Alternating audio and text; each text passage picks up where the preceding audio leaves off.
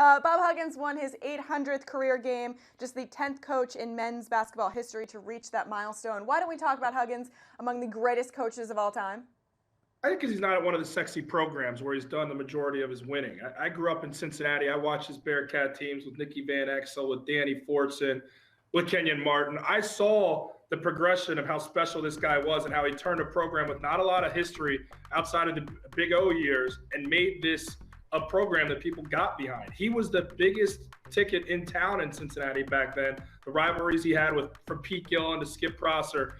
He was the show. So people in that area respect who he is. But on a national scale, you then go to Manhattan, Kansas, you win a little bit there. He becomes big in that community. Then he goes home. He goes back to West Virginia, he goes back to Morgantown, and he's big there.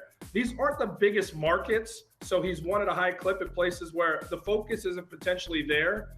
And so he's done it quietly. He also hasn't won a national championship, and that's something that people care about. That's what legitimizes some of these coaches. But in those areas, he's as big as Elvis. But it's just outside of that on a national scale, because he hasn't done it in some of the sexiest programs, people don't really give Bob Huggins the respect he deserves. And you look at his demeanor on the sidelines, you think this is a mean guy, you think he's a classless guy because of stuff that's happened in Cincinnati. He's one of the smartest college basketball minds. I know his family personally. He's a great guy, great family man. He's everything you want in a coach.